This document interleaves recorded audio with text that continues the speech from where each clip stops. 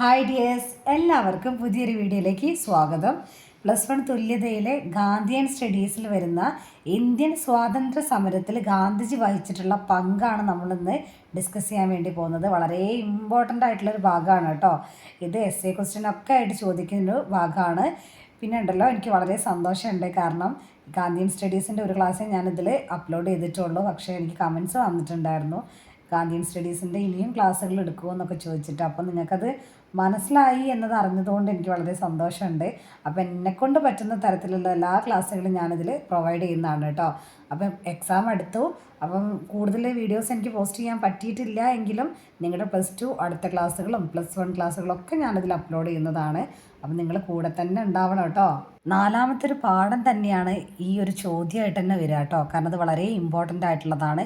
എസ്എക്ക് ചോദിക്കാം. S A അല്ലാന്നുണ്ടെങ്കിൽ ഇതിലുള്ള ചില സത്യാഗ്രഹങ്ങളൊക്കെ നമ്മൾ പറയുന്നുണ്ട്. ചമ്പാരൻ, അഹമ്മദാബാദ്, ഗേദ, ഇതൊക്കെ നിങ്ങൾക്ക് വേണമെങ്കിൽ 5 മാർക്കിന് 6 മാർക്കിനൊക്കെ ചോദിക്കാവുന്നതാണ്. അപ്പോൾ ആദ്യം നമുക്ക് ഇന്ത്യൻ സ്വാതന്ത്ര്യ സമരം ഗാന്ധിജിക്ക് മുൻപ് എന്തായിരുന്നു എന്നുള്ളത് നമുക്കൊന്ന് ജസ്റ്റ് നമ്മൾ അറിഞ്ഞിരിക്കണം കേട്ടോ. അത് ഞാൻ പറയാം. 19ാം നൂറ്റാണ്ടിൽ ഇന്ത്യയിൽ ആധുനിക ദേശീയ പ്രസ്ഥാനത്തിന് തുടക്കം കുറിച്ചിട്ടുണ്ട്. 19ാം നൂറ്റാണ്ടിൽ ഇന്ത്യയിൽ ആധുനിക ദേശീയ പ്രസ്ഥാനത്തിന് തുടക്കം കുറിച്ചിട്ടുണ്ട്. ബ്രിട്ടീഷ് ഭരണത്തിനെതിരെ രാജ്യത്തിൻ്റെ പല ഭാഗങ്ങളിലും പല തരത്തിലുള്ള കലാപങ്ങൾ, പ്രതിഷേധങ്ങൾ ഇതൊക്കെ നടന്നിട്ടുണ്ട് കേട്ടോ. ബ്രിട്ടീഷിൻ്റെ ഭരണത്തിനെതിരെയായിട്ട് അതിൽ ഏറ്റവും ഇമ്പോർട്ടൻ്റ് ആയിട്ടുള്ള ഒരെണ്ണമാണ് 1857 മഹത്തായ വിപ്ലവം, ഫസ്റ്റ് വാർ ഓഫ് ഇൻഡിപെൻഡൻസ് എന്നൊക്കെ പറയൂ കേട്ടോ. ഏതാണ് 1857 കലാപം. അത് നിങ്ങൾക്ക് സെക്കൻഡ് ഇയർ വരുമ്പോൾ +2 നിങ്ങൾക്ക് അതിൻ്റെ എല്ലാ ഡീറ്റെയിൽസും പഠിക്കാനുണ്ട് കേട്ടോ. അപ്പം 1857 ഈ ഒരു കലാപം സ്വാതന്ത്ര്യ സമരത്തിൻ്റെ ആദ്യത്തെ വലിയ പോരാട്ടമായിട്ടാണ് കണക്കാക്കപ്പെടുന്നത്. ഓക്കെ. പിന്നെ 1885 ഇന്ത്യൻ നാഷണൽ കോൺഗ്രസ് രൂപീകൃതമാവുന്നുണ്ട്. വൺ വേർഡിന് ഇതൊക്കെ ചോദിക്കാം കേട്ടോ. എന്നാണ് ഇന്ത്യൻ നാഷണൽ കോൺഗ്രസ് രൂപീകൃതമായതെന്ന് ചോദിച്ചിട്ടുണ്ടെങ്കിൽ 1885 ഓർക്കണേ. അങ്ങനെ ഈ ഇന്ത്യൻ സ്വാതന്ത്ര്യ സമരത്തിൻ്റെ ആദ്യ കാലഘട്ടം ഉണ്ട്. ആ ആദ്യ കാലഘട്ടം എന്ന് പറയുന്നത് മിതവാദികളുടെ രാഷ്ട്രീയ ഇടപെടലുകളാണ് ആദ്യഘട്ടത്തിൽ ഉണ്ടായിരുന്നത്. അപ്പോൾ ആരൊക്കെയാണ് നമുക്ക് ഈ പ്രധാനപ്പെട്ട മിതവാദികളുടെ കാലഘട്ടത്തിലുള്ള ആൾക്കാരൊക്കെയാണ് അല്ലെങ്കിൽ നേതാക്കന്മാരൊക്കെയാണെന്ന് നോക്കുകയാണെങ്കിൽ ദാദാഭായ് നവറോജി ഉണ്ട്, ഗോപാലകൃഷ്ണ ഗോഖലെ ഉണ്ട്, WC ബാനർജി, സുരേന്ദ്രനാഥ് ബാനർജി, ഫിറോസ് ഷാ മേത്ത. ഇവരൊക്കെയാണ് മിതവാദികളുടെ കാലഘട്ടത്തിൽ അറിയപ്പെടുന്നവർ കേട്ടോ. അപ്പോൾ ഈ മിതവാദികളുടെ കാലഘട്ടത്തിലെ സവിശേഷതകൾ എന്തൊക്കെയാണെന്ന് നോക്കിയിട്ടുണ്ടെങ്കിൽ ഭരണഘടനാപരവും സമാധാനപരവുമായിട്ടുള്ള സമരമാർഗങ്ങൾ ആരാണ് സ്വീകരിച്ചത്? മിതവാദികളാണ് സ്വീകരിച്ചിട്ടുള്ളത്. അപേക്ഷ, നിവേദനം, ചർച്ച, ഇതിലൂടെയൊക്കെ അവകാശങ്ങൾ നേടാൻ വേണ്ടിയിട്ട് ഇവർ ശ്രമിച്ചിട്ടുണ്ടായിരുന്നു. പിന്നെ ജനപങ്കാളിത്തം കുറവായതുകൊണ്ട് വലിയ ജനപിന്തുണ എന്തിനും ലഭിച്ചിട്ടില്ല. മിതവാദികളുടെ ആ ഒരു കാലഘട്ടത്തിൽ ഇവരുടെ ഈ ഒരു സമരമുറകൾക്കൊന്നും കിട്ടിയിട്ടുണ്ടായിരുന്നില്ല. അപ്പോൾ ആദ്യഘട്ടം നമ്മൾ പറഞ്ഞല്ലോ. ഇനി എന്തായിരിക്കും? ഇനി രണ്ടാം ഘട്ടം ഉണ്ടായിരുന്നു അല്ലേ? ആ രണ്ടാം ഘട്ടത്തിൽ ആരാന്ന് ചോദിച്ചിട്ടുണ്ടെങ്കിൽ ഈ സ്വാതന്ത്ര്യ സമരത്തിൻ്റെ രണ്ടാം ഘട്ടത്തിൽ തീവ്രവാദ രാഷ്ട്രീയവാദികളുടെ ഒരു ആവിർഭാവമാണ് ഉണ്ടായിരുന്നത്. അതിലുണ്ടായിരുന്ന ഏറ്റവും ഇമ്പോർട്ടൻ്റ് ആയിട്ടുള്ള നേതാക്കൾ എന്ന് പറയുന്നത് ബാലഗംഗാധര തിലക്, ലാലാ ലജ്പത് റായ്, അരവിന്ദ് ഘോഷ്. ഇവരൊക്കെയായിരുന്നു അതിലുണ്ടായിരുന്ന ഏറ്റവും പ്രധാനപ്പെട്ട നേതാക്കൾ എന്ന് പറയുന്നത് കേട്ടോ. ക്ലിയർ ആണല്ലോ? ഇനി അവരുടെ പ്രധാന പരിപാടികൾ എന്താണെന്ന് ചോദിച്ചിട്ടുണ്ടെങ്കിൽ സ്വരാജ്, സ്വദേശി പ്രസ്ഥാനം, വിദേശ വസ്തുബഹിഷ്കരണം, ദേശീയ വിദ്യാഭ്യാസം. ഇനി ഈ തീവ്രവാദ പ്രസ്ഥാനം ഉണ്ടല്ലോ, അത് വളരാനുള്ള ചില കാരണങ്ങളുണ്ട്. എന്താണെന്ന് ചോദിച്ചാൽ ബ്രിട്ടീഷുകാരുടെ അടിച്ചമർത്തൽ നയം, ക്ഷാമം, പ്ലേഗ്, സാമ്പത്തിക ദുരിതം, ദേശീയ ബോധത്തിൻ്റെ വളർച്ച, വിദ്യാഭ്യാസത്തിൻ്റെ വ്യാപനം, അന്താരാഷ്ട്ര വിപ്ലവങ്ങളുടെ സ്വാധീനം. ഇതൊക്കെയാണ് തീവ്രവാദ പ്രസ്ഥാനം വളരാനുണ്ടായിരുന്ന മെയിൻ കാരണം എന്ന് പറയുന്നത്. അങ്ങനെ 1911 ബംഗാൾ വിഭജനം റദ്ദാക്കാനുള്ള പ്രധാന കാരണം എന്ന് പറയുന്നത് ഈ തീവ്രവാദ പ്രസ്ഥാനങ്ങളുടെ സ്വാധീനമായിരുന്നു കേട്ടോ. 1911 ഈ ബംഗാൾ വിഭജനം റദ്ദാക്കാൻ അല്ലെങ്കിൽ ഒഴിവാക്കാനുള്ള പ്രധാന കാരണം എന്താണ്? ഈ തീവ്രവാദ പ്രസ്ഥാനങ്ങളുടെ സ്വാധീനം തന്നെയായിരുന്നു. 1906 ഡിസംബർ 30 മുസ്ലിം ലീഗ് രൂപീകൃതമായി. 1906 ഡിസംബർ 30 മുസ്ലിം ലീഗ് രൂപീകൃതമായി. പിന്നെ ദേശീയ പ്രസ്ഥാനത്തിലെ ലീഗ് ഒരു പ്രധാന ശക്തിയായിട്ട് മാറുകയും ചെയ്തു. ഇതാണ് ഇന്ത്യൻ സ്വാതന്ത്ര്യ സമരം എന്നുള്ളത് ഗാന്ധിജിക്ക് മുന്നേ ഉണ്ടായിരുന്ന ഒരു കാലഘട്ടത്തിലുള്ള കാര്യങ്ങൾ. ഇത് ക്ലിയർ ആയി എന്ന് വിചാരിക്കുന്നു കേട്ടോ. ഇനിയാണ് നമ്മൾ പ്രാദേശിക പ്രശ്നങ്ങളിലൂടെയൊക്കെ ഇന്ത്യൻ രാഷ്ട്രീയത്തിലേക്ക് ആര് വരികയാണ്? നമ്മുടെ ഗാന്ധിജി രംഗപ്രവേശനം ചെയ്യുകയാണ്. അതിങ്ങനെ ഒരു കഥ പോലെ നിങ്ങളുടെ മനസ്സിൽ നിങ്ങളിങ്ങനെ കണ്ടാൽ മതി കേട്ടോ. അപ്പോൾ ഇത്രയും കാലം ഒരുപാട് പ്രശ്നങ്ങൾ നമ്മുടെ ഇന്ത്യയിൽ നടന്നു. അതിന് ശേഷം എന്ത് ചെയ്യാണ്? പ്രാദേശിക പ്രശ്നങ്ങളിലൂടെ ഇന്ത്യൻ രാഷ്ട്രീയങ്ങളിലേക്ക് ഒരാൾ വരികയാണ്. ആരാണ്? ഗാന്ധിജി വരികയാണ്. ഞാൻ ടെക്സ്റ്റ് ബുക്ക് ഇടയ്ക്ക് മാത്രമേ നോക്കുന്നുള്ളൂ കേട്ടോ. അതുകൊണ്ടാണ് ഞാൻ ടെക്സ്റ്റ് ബുക്കിൻ്റെ പേജ് നമ്പർ ചില ഭാഗങ്ങളിലൊക്കെ പറയാൻ വിട്ടു പോകുന്നത്.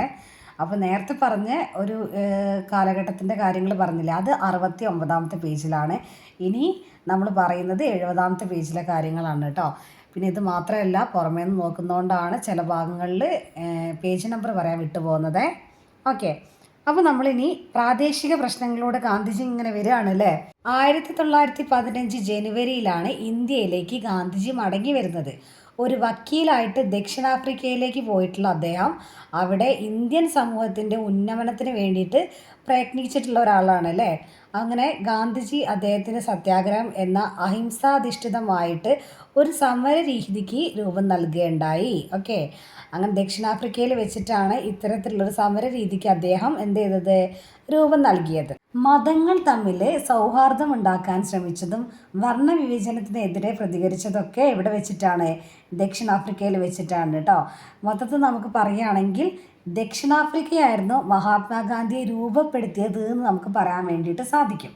ഓക്കെ, അങ്ങനെ ദക്ഷിണാഫ്രിക്കയിൽ നിന്ന് ഗാന്ധിജി ഇന്ത്യയിലേക്ക് തിരിച്ചു വന്നിട്ട് ഇന്ത്യയിലെ ജനങ്ങളുടെ അവസ്ഥ എന്താണ്? ഒരു മാറ്റവും ഉണ്ടായിട്ടില്ല എന്നുള്ളത് അദ്ദേഹത്തിന് മനസ്സിലാവുകയാണ്. അങ്ങനെ ഗാന്ധിജിയുടെ ഗുരുവായിട്ടുള്ള, അതായത് രാഷ്ട്രീയ ഗുരുവായിട്ടുള്ള ആളാണ് ഗോപാലകൃഷ്ണ ഗോഖലെ അല്ലേ. ആരാണ്? ഗോപാലകൃഷ്ണ ഗോഖലെ രാഷ്ട്രീയ ഗുരുവാണ്. ആരുടെ? ഗാന്ധിജിയുടെ. അങ്ങനെ അദ്ദേഹം നിർദ്ദേശിച്ചത് പ്രകാരമാണ് ജനങ്ങളുടെ ജീവിതത്തെക്കുറിച്ചിട്ട് നേരിട്ട് മനസ്സിലാക്കാൻ ഗാന്ധിജി എന്ത് ചെയ്യുന്നത്? ഇന്ത്യയിലാകെ സഞ്ചരിക്കുന്നത്. ഗാന്ധിജി അദ്ദേഹത്തിൻ്റെ സത്യാഗ്രഹ ആശയങ്ങൾ പഠിപ്പിക്കുന്നതിന് വേണ്ടിയിട്ട് 1916 അഹമ്മദാബാദിലെ സബർമതി നദിക്കരയിൽ സബർമതി ആശ്രയം നിർമ്മിക്കുന്നുണ്ട് കേട്ടോ. അതെന്നാണ് 1916. നിങ്ങൾ ഇയർ ശ്രദ്ധിക്കണേ, അതായത് വർഷം ശ്രദ്ധിക്കാൻ പറയുമ്പം 1915 ജനുവരിയിലാണ് ഇന്ത്യയിലേക്ക് ഗാന്ധിജി തിരിച്ചു വരുന്നത്. പിന്നെ 16 തന്നെ എന്ത് ചെയ്യുന്നുണ്ട്? അഹമ്മദാബാദിലെ സബർമതി നദിക്കരയ്ക്ക് അടുത്ത് ഒരു സബർമതി ആശ്രമം പണി കഴിപ്പിക്കുന്നുണ്ട് അല്ലേ. ഇനിയാണ് നമ്മൾ മെയിനായിട്ടുള്ള കാര്യം പറയാൻ വേണ്ടി പോകുന്നത്. എന്താണ്? സ്ക്രീനിൽ കാണാൻ പറ്റും, ചമ്പാരൻ സത്യാഗ്രഹം. എന്താണ് ചമ്പാരൻ സത്യാഗ്രഹം? ഇത് നിങ്ങൾ ഇയർ പഠിച്ചല്ലോ, 1917. ഓക്കെ, 1916 സബർമതി ആശ്രമം ഉണ്ടാക്കി, 1917 ചമ്പാരൻ സത്യാഗ്രഹം നടക്കുകയാണ്. ഇതെന്താണെന്ന് വെച്ചിട്ടുണ്ടെങ്കിൽ ഇന്ത്യയിൽ ഗാന്ധിജി നയിച്ചിട്ടുള്ള ആദ്യത്തെ വിജയകരമായിട്ടുള്ള, അതായത് ഒന്നുകൂടി അടിവരട്ട് പറയാണ്, വിജയകരമായിട്ടുള്ള സത്യാഗ്രഹമാണ് ഇത് ചമ്പാരൻ സത്യാഗ്രഹം 1917. ബീഹാറിലെ ചമ്പാരൻ ജില്ലയിലാണ് ഈ ഒരു സമരം നടന്നിട്ടുണ്ടായിരുന്നത്. എവിടെയാണ്? ബീഹാറിലെ ചമ്പാരൻ ജില്ലയിലാണ് നടന്നിട്ടുള്ളത്. ഇന്ത്യയിൽ സത്യാഗ്രഹം ആദ്യമായിട്ട് പ്രയോഗിച്ചിട്ടുള്ളൊരു സമരം ഏതാണ്? ഈ ചമ്പാരൻ സത്യാഗ്രഹമാണ് കേട്ടോ. അപ്പോൾ ഈ സമരത്തിൻ്റെ കാരണങ്ങൾ എന്തൊക്കെയാണെന്ന് ചോദിച്ചിട്ടുണ്ടെങ്കിൽ, ചമ്പാരനിലുള്ള നീലം കർഷകരുണ്ട് കേട്ടോ, ഇൻഡിഗോ, അതായത് നീലം കർഷകരുണ്ട്. ഇവർ കൃഷി ചെയ്യാൻ വേണ്ടിയിട്ട് നിർബന്ധിതരായിട്ടുള്ള ആൾക്കാരാണ്. അപ്പോൾ ഈ സ്വന്തം ഭൂമിയുടെ 3 ഭാഗത്ത് നീലം കൃഷി ചെയ്യേണ്ടി വന്നിട്ടുണ്ടായിരുന്നേ. ഈ സമ്പ്രദായം ഉണ്ടല്ലോ, അതായത് സ്വന്തം ഭൂമിയുടെ 3 ഭാഗത്ത് നീലം കൃഷി ചെയ്യേണ്ടി വന്നിട്ടുള്ള ഈ ഒരു സമ്പ്രദായം തീൻകടിയ എന്നറിയപ്പെട്ടു. എന്താണ്? തീൻകടിയ എന്നറിയപ്പെട്ടു കേട്ടോ. അപ്പം നീലം കൃഷി മൂലം ഈ കർഷകർ വലിയ സാമ്പത്തിക നഷ്ടവും കാര്യങ്ങളൊക്കെ, അതേപോലെ ചൂഷണമൊക്കെ നേരിടേണ്ടി വന്നിട്ടുണ്ട്. ഇതാണ് മെയിനായിട്ടുള്ള ഈ ഒരു ചമ്പാരൻ സത്യാഗ്രഹത്തിലേക്ക് നയിച്ചിട്ടുള്ള കാരണങ്ങൾ എന്ന് പറയുന്നത്. സമരത്തിൻ്റെ തുടക്കം എങ്ങനെയാണെന്ന് വെച്ചിട്ടുണ്ടെങ്കിൽ 1916 രാജ്കുമാർ ശുക്ല ഗാന്ധിജിയെ സമീപിച്ചിട്ട് കർഷകരുടെ ഈ ദുരിതം അദ്ദേഹത്തോട് പറയുകയാണ്. ആരാണ്? രാജ്കുമാർ ശുക്ല ഗാന്ധിജിയെ സമീപിച്ചിട്ട് കർഷകരുടെ ഈ പ്രശ്നങ്ങളൊക്കെ ഗാന്ധിജിനോട് പറയാണ് കേട്ടോ. ഇതേ തുടർന്നിട്ട് 1917 ഗാന്ധിജി ചമ്പാരനിലെത്തി അന്വേഷണങ്ങളും കാര്യങ്ങളൊക്കെ ആരംഭിക്കാൻ വേണ്ടിയിട്ട് തുടങ്ങി. അങ്ങനെ ആ സമയത്ത് ഈ പ്രശ്നങ്ങളൊക്കെ ഗാന്ധിജി ഉണ്ടാക്കിയപ്പോഴും ബ്രിട്ടീഷ് ഭരണകൂടത്തിൻ്റെ നിലപാട് എന്താണെന്ന് വെച്ചാൽ ചമ്പാരൻ വിട്ടുപോകാൻ ഗാന്ധിജിക്ക് ഉത്തരവ് നൽകി. ഗാന്ധിജിനോട് പറഞ്ഞു ഇവിടെ നിൽക്കരുത്, നിങ്ങൾ പോകണം എന്നുള്ളത് പറഞ്ഞു. പക്ഷെ നമ്മളെ ഗാന്ധിജി അതനുസരിക്കോ? ഇല്ല.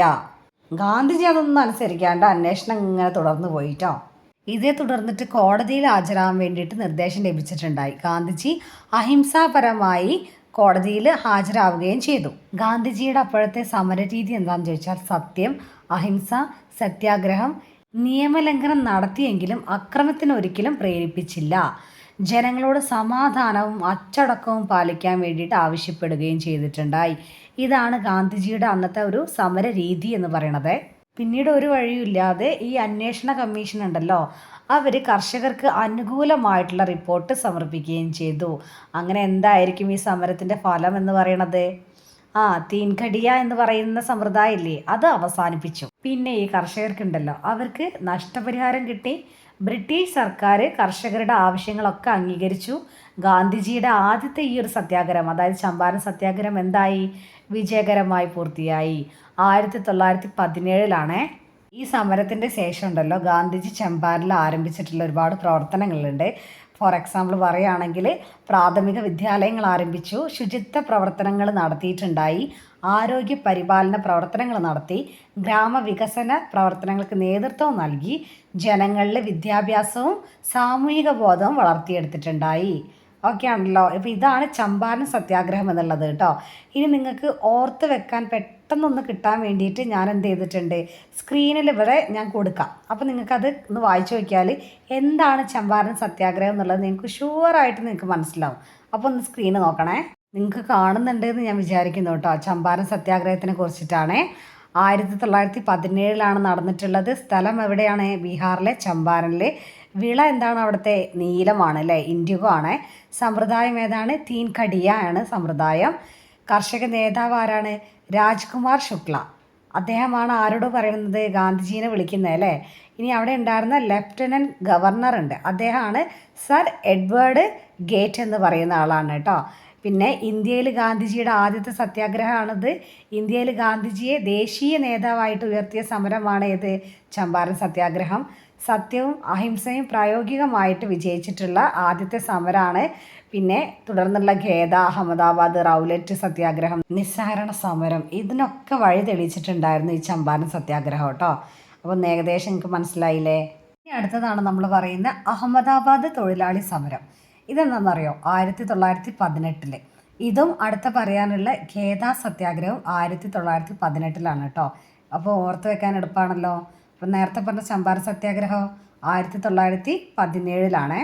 ഇനി അഹമ്മദാബാദ് തൊഴിലാളി സമരം എന്ന് പറഞ്ഞിട്ടുണ്ടെങ്കിൽ 1918 ഗുജറാത്തിലെ അഹമ്മദാബാദിൽ ഗാന്ധിജിയുടെ നേതൃത്വത്തിൽ നടന്നിട്ടുള്ള തൊഴിലാളി സമരമാണ് അഹമ്മദാബാദ് തൊഴിലാളി സമരം.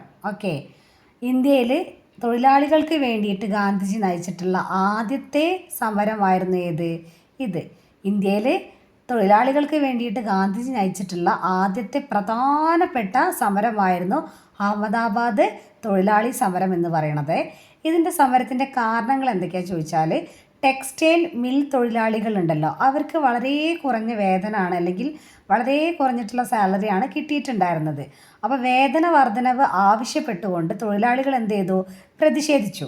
അങ്ങനെ അനസൂയ ബഹന് ഗാന്ധിജിയെ സമീപിച്ചിട്ട് തൊഴിലാളികളുടെ പ്രശ്നങ്ങളൊക്കെ എന്ത് ചെയ്തു? ഗാന്ധിജിയോട് പറഞ്ഞു. ഈ അനസൂയ ബഹൻ എന്ന് പറഞ്ഞാൽ ആരാന്നറിയോ? അന്നത്തെ അഹമ്മദാബാദ് ടെക്സ്റ്റൈൽ ലേബർ അസോസിയേഷൻ്റെ സ്ഥാപകയായിരുന്നു കേട്ടോ. ആര്? അനസൂയ ബഹന്. അങ്ങനെ ഗാന്ധിജിക്ക് ഒരു കത്ത് അയച്ചിട്ട് ഗാന്ധിജിയെ എല്ലാ പ്രശ്നങ്ങളും, തൊഴിലാളികൾ നേരിടുന്ന എല്ലാ പ്രശ്നങ്ങളും ആരറിയിച്ചു? ഗാന്ധിജീനെ അറിയിച്ചു. അങ്ങനെ കാര്യം അറിഞ്ഞിട്ട് ഗാന്ധിജി വേഗം ഇതിനൊരു ഇടപെടൽ നടത്തി. ആദ്യം തൊഴിലാളികളെയും മിൽ ഉടമകളെയും തമ്മിൽ ചർച്ച നടത്തിയിട്ട് പ്രശ്നം പരിഹരിക്കാൻ വേണ്ടി ശ്രമിച്ചു. അങ്ങനെ മിൽ ഉടമകൾ ചർച്ചയ്ക്ക് തയ്യാറാകാതിരുന്നത് കൊണ്ട് തന്നെ ഗാന്ധിജി എന്ത് ചെയ്തു? സത്യാഗ്രഹ സമരത്തിന് നേതൃത്വം നൽകി. ഓക്കെ, ഇതാണ് ഗാന്ധിജിയുടെ ഇടപെടൽ ഉണ്ടായത് കേട്ടോ. അങ്ങനെ സത്യാഗ്രഹികൾ പാലിക്കേണ്ട നിയമങ്ങളുണ്ട്. എന്തായിരുന്നു അത്? അക്രമം ചെയ്യരുത്, ആയുധം ഉപയോഗിക്കരുത്, വിജയം ലഭിക്കുന്നത് വരെ എന്ത് ചെയ്യണം? സമരം തുടരണം, സ്വന്തം അധ്വാനത്തിലൂടെ ജീവിതം മുന്നോട്ട് കൊണ്ടുപോകണം, അച്ചടക്കവും ആത്മസംയമനവും പാലിക്കണം. ഇതായിരുന്നു സത്യാഗ്രഹയിൽ പാലിക്കേണ്ട നിയമങ്ങൾ എന്ന് പറയുന്നത്. ഇനി ഈ സമരത്തിൻ്റെ ചില പ്രത്യേകതകൾ എന്താണെന്ന് ചോദിച്ചാൽ, ഈ ഒരു സമരം ഉണ്ടല്ലോ, അത് ഏകദേശം 21 ദിവസം വരെ നീണ്ടു നിന്നിട്ടുണ്ടായിരുന്നു. എത്ര ദിവസമാണ്? 21 ദിവസം വരെ നീണ്ടു നിന്നിട്ടുണ്ടായിരുന്നേ. ഗാന്ധിജി ദിവസവും സബർമതി ആശ്രമത്തിൽ സമരത്തെ വിലയിരുത്തിയിട്ടുണ്ടായി. ഈ സമരത്തിലൂടെയാണ് ഗാന്ധിജി സർദാർ വല്ലഭായ് പട്ടേലിനെയും ശങ്കർലാൽ ബാങ്കറയെയും അടുത്തറിയുന്നത് കേട്ടോ. ഏതിലൂടെ? ഈ അഹമ്മദാബാദ് മിൽ സ്ട്രൈക്കിലൂടെ കേട്ടോ. അങ്ങനെ തൊഴിലാളികൾക്ക് അക്രമത്തിലേക്ക് നീങ്ങാതിരിക്കാൻ വേണ്ടിയിട്ട് ഗാന്ധിജി ഉപവാസ സത്യാഗ്രഹം ആരംഭിച്ചു. തൊഴിലാളികൾ വേറെ അക്രമത്തിലേക്കൊന്നും പോവാതിരിക്കാൻ വേണ്ടിയിട്ടാണ് ഗാന്ധിജി ഇത് ആരംഭിച്ചിട്ടുണ്ടായിരുന്നത്. ഇനി ഈ സമരത്തിൻ്റെ ഫലം എന്താ ഉണ്ടായതെന്ന് വെച്ചിട്ടുണ്ടെങ്കിൽ, ഗാന്ധിജിയുടെ ഉപവാസവും സമാധാനപരമായിട്ടുള്ള സമരവും മിൽ ഉടമകളെ ചർച്ചയ്ക്ക് വേണ്ടിയിട്ട് വരാൻ തയ്യാറാക്കി. അങ്ങനെ അനസൂയ ബഹൻ്റെ വീട്ടിൽ മധ്യസ്ഥൻ്റെ നേതൃത്വത്തിൽ ചർച്ചകളൊക്കെ ഒരുപാട് നടന്നു. അങ്ങനെ തൊഴിലാളികളുടെ ആവശ്യങ്ങൾ അംഗീകരിച്ചുകൊണ്ട് സമരം എന്ത് ചെയ്തു? അവസാനിച്ചു. അങ്ങനെ തൊഴിലാളികൾക്ക് വേതന വർധനവ് ലഭിക്കുകയും ചെയ്തു. ഈ ഒരു അഹമ്മദാബാദ് തൊഴിലാളി സമരം ഉണ്ടല്ലോ, തൊഴിലാളികളുടെ അവകാശങ്ങൾ സംരക്ഷിക്കുന്നതിൽ ഗാന്ധിജിയുടെ അഹിംസാ മാർഗത്തിൻ്റെ വിജയത്തെയാണ് തെളിയിച്ച് കാണിക്കുന്നത് കേട്ടോ. തൊഴിലാളി ഉടമ തർക്കങ്ങളൊക്കെ സമാധാനപരമായിട്ടുള്ള ചർച്ചയിലൂടെയും സത്യാഗ്രഹത്തിലൂടെയും എന്ത് ചെയ്തു? പരിഹരിക്കാമെന്നത് ഈ ഒരു സമരം തെളിയിക്കുകയും ചെയ്തു. ഇനി നിങ്ങൾക്ക് എളുപ്പത്തിലൊന്ന് ഓർത്ത് വെക്കാനും പഠിക്കാനും വേണ്ടിയിട്ട് ഞാനവിടെ സ്ക്രീനിൽ കൊടുക്കാം. അഹമ്മദാബാദ് തൊഴിലാളി സമരത്തിൻ്റെ വർഷം എന്താണ്? 1918. സ്ഥലം അഹമ്മദാബാദിലാണ്. എന്താണ് സമരം? ടെക്സ്റ്റൈൽ മിൽ തൊഴിലാളികളുടെ വേതന വർധനവിൻ്റെ സമരമായിരുന്നു. പ്രധാനപ്പെട്ട നേതാവ് ആരാണ്? മഹാത്മാഗാന്ധിയാണ്. തൊഴിലാളി നേതാവ് ആരാണ്? അനസൂയ ബഹനാണ്. പ്രധാനപ്പെട്ട സഹപ്രവർത്തകർ ആരൊക്കെയാണെന്ന് ചോദിച്ചാൽ സർദാർ വല്ലഭായ് പട്ടേലും ശങ്കർലാൽ ബാങ്കറുമാണ്. പിന്നെ ഏകദേശം 21 ദിവസത്തെ ഒരു ദൈർഘ്യം ഈ ഒരു സമരത്തിനുണ്ടായിരുന്നു. ഗാന്ധിജിയുടെ ആദ്യ ഉപവാസ സത്യാഗ്രഹങ്ങളിൽ ഒന്നായിട്ടാണ് ഈ ഒരു സമരം അറിയപ്പെടുന്നത്. അഹിംസയും സത്യാഗ്രഹവും തൊഴിലാളി പ്രസ്ഥാനത്തിൽ വിജയകരമായിട്ടുള്ള പ്രയോഗിച്ചിട്ടുള്ള മികച്ച ഉദാഹരണമാണ് ഇത്, ഈ ഒരു അഹമ്മദാബാദ് തൊഴിലാളി സമരം എന്ന് പറയുന്നത്. ക്ലിയർ ആണല്ലോ? ഇത് 71, 72 പേജിലുണ്ട് കേട്ടോ. ഇനി അടുത്തത് പറയണത് ഖേദ സത്യാഗ്രഹമാണ് കേട്ടോ. 1918. 1918 ഗുജറാത്തിലെ ഖേദ ജില്ലയിലാണ് ഗാന്ധിജിയുടെ നേതൃത്വത്തിൽ നടന്നിട്ടുള്ളൊരു കർഷക സമരമാണ് എന്ത്? ഖേദ സത്യാഗ്രഹം. ഈ കർഷകരുടെ നികുതി ഇളവിന് വേണ്ടിയിട്ട് നടത്തിയിട്ടുള്ള സത്യാഗ്രഹമായിരുന്നു ഏത്? ഈ ഒരു ഖേദ സത്യാഗ്രഹം. സമരത്തിൻ്റെ പ്രധാനപ്പെട്ട കാരണങ്ങൾ എന്താണെന്ന് ചോദിച്ചാൽ, തുടർച്ചയായിട്ടുള്ള ക്ഷാമവും കൃഷിനാശവും മൂലം കർഷകർക്ക് ദുരിതത്തിലായി. അങ്ങനെ വിളവ് വളരെ കുറഞ്ഞതുകൊണ്ട് ഇവർക്ക് എന്ത് ചെയ്യാൻ പറ്റിയില്ല? ഇവർക്ക് ഭൂനികുതി അടയ്ക്കാൻ വേണ്ടിയിട്ട് പറ്റിയിട്ടുണ്ടായിരുന്നില്ല. നിയമപ്രകാരം വിളവ് 4 അണ, അതായത് 25% അല്ലെങ്കിൽ അതിൽ താഴെ ആയിട്ടുണ്ടെങ്കിൽ നികുതി എന്ത് ചെയ്യണം? ഒഴിവാക്കണം. എന്നാൽ ഈ ബ്രിട്ടീഷുകാർ അല്ലെങ്കിൽ ബ്രിട്ടീഷ് ഉദ്യോഗസ്ഥർ തെറ്റായ റിപ്പോർട്ട് നൽകിയതുകൊണ്ട് നികുതി ഇളവ് അനുവദിച്ചിട്ടുണ്ടായിരുന്നില്ല കേട്ടോ. അപ്പോൾ ഗാന്ധിജിയുടെ ഒരു ഇടപെടൽ എങ്ങനെയാണ് ഉണ്ടായെന്ന് ചോദിച്ചാൽ, ഗാന്ധിജി നികുതി പിരിവ് നിർത്തിവെക്കാൻ സർക്കാരിനോട് ആവശ്യപ്പെട്ടു. എന്താവശ്യപ്പെട്ടു? നികുതി പിരിക്കാൻ പറ്റില്ല, അത് നിർത്തിവെക്കണം എന്ന് പറഞ്ഞു. അങ്ങനെ സർക്കാർ ആവശ്യം നിരസിക്കുകയും ചെയ്തു. ഇതേ തുടർന്നിട്ട് സത്യാഗ്രഹത്തിന് ആഹ്വാനം ചെയ്ത് കർഷകരോട് നികുതി അടയ്ക്കരുത് എന്ന് അദ്ദേഹം ആവശ്യപ്പെട്ടു. ഇനി സമരത്തിൻ്റെ പ്രധാന സംഭവങ്ങൾ എന്താണെന്ന് ചോദിച്ചിട്ടുണ്ടെങ്കിൽ, കർഷകർ ഐക്യത്തോടെ സമരത്തിൽ പങ്കെടുത്തിട്ടുണ്ടായിരുന്നു കേട്ടോ എല്ലാവരും. പിന്നെ സർക്കാർ കന്നുകാലികൾ പിടിച്ചെടുക്കുകയും സ്വത്തുകൾ കണ്ടുകെട്ടുകയും ചെയ്തു. ഗാന്ധിജി കർഷകരോട് ധൈര്യത്തോടെ സമരത്തെ തുടരാൻ വേണ്ടിയിട്ട് അദ്ദേഹം ആവശ്യപ്പെടുന്നുണ്ടായി. പിന്നെ ഗാന്ധിജിയുടെ സഹപ്രവർത്തകനായിരുന്ന മോഹൻലാൽ പാണ്ഡെയുണ്ട്. അദ്ദേഹത്തിൻ്റെ നേതൃത്വത്തിൽ സർക്കാർ പിടിച്ചെടുത്തിട്ടുള്ള വയലിൽ നിന്ന് ഉള്ളി വിളവെടുത്തു.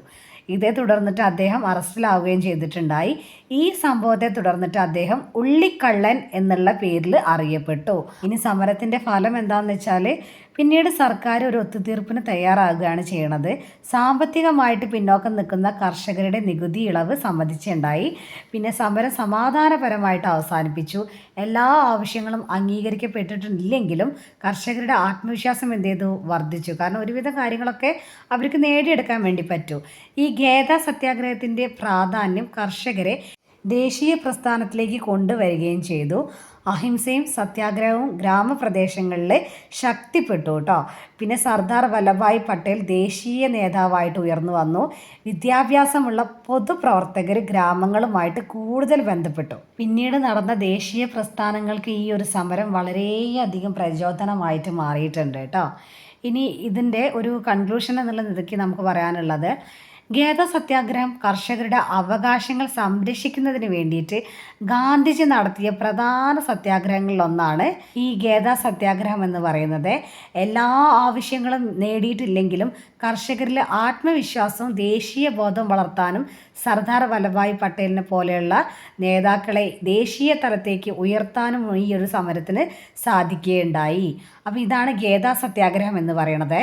അങ്ങനെ ഈ ചമ്പാരൻ, അഹമ്മദാബാദ് ഖേദ സത്യാഗ്രഹം, ഇതിലൂടെയൊക്കെ ഗാന്ധിജി കർഷകരുടെയും തൊഴിലാളികളുടെയും പ്രാദേശിക പ്രശ്നത്തിൽ പരിഹാരത്തിന് വേണ്ടിയിട്ട് ഇടപെട്ടുകൊണ്ട് ഇന്ത്യൻ രാഷ്ട്രീയത്തിലേക്ക് അദ്ദേഹം എന്ത് ചെയ്യാണ്, രംഗപ്രവേശനം ചെയ്യുകയാണ്. അനീതിക്കെതിരെയായി പ്രയോഗിക്കാവുന്ന ശക്തിമത്തായിട്ടുള്ള സമരായുധമായ സത്യാഗ്രഹം വളരെയധികം പ്രാധാന്യം അർഹിക്കുന്നതാണ് കേട്ടോ. അപ്പോൾ ഇതാണ് പ്രാദേശിക പ്രശ്നങ്ങളിലൂടെ ഗാന്ധിജി ഇന്ത്യൻ രാഷ്ട്രീയത്തിലേക്ക് കടന്നു വന്നത്. ഇനിയും ഉണ്ട്, നമുക്ക് ഇതിൻ്റെ ബാക്കി പറയാനുണ്ട്. നമുക്ക് ഇനി വീഡിയോയ്ക്ക് ഇത്തിരി ലെങ്ത്ത് കൂടിയോണ്ട് അടുത്തൊരു ക്ലാസ്സിൽ നമുക്കിത് കംപ്ലീറ്റ് ചെയ്യാം. നിങ്ങൾ എവിടെയും പോകണ്ട, അടുത്ത പാർട്ട് 2 വീഡിയോ ഇപ്പം തന്നെ അപ്ലോഡ് ചെയ്യുന്നതാണ്. അപ്പോൾ ഈ കംപ്ലീറ്റ് ആയിട്ട് നിങ്ങൾക്ക് ഇതിൻ്റെ ഒരു ആൻസർ കിട്ടും കേട്ടോ. അപ്പോൾ നിങ്ങൾക്ക് ക്ലാസ് മനസ്സിലായെന്ന് ഞാൻ വിചാരിക്കുന്നു. ക്ലാസ് ഇഷ്ടപ്പെട്ടിട്ടുണ്ടെങ്കിൽ നിങ്ങൾ ക്ലാസ്സിലെ നിങ്ങളുടെ ഗ്രൂപ്പുകളിലേക്കൊക്കെ ഷെയർ ചെയ്യുക, നിങ്ങളുടെ ഫ്രണ്ട്സിന് ഷെയർ ചെയ്യുക, സപ്പോർട്ട് ചെയ്യുക, സബ്സ്ക്രൈബ് ചെയ്യുക. അപ്പം നന്നായിട്ട് പഠിക്കുക കേട്ടോ. അപ്പോൾ താങ്ക് യു.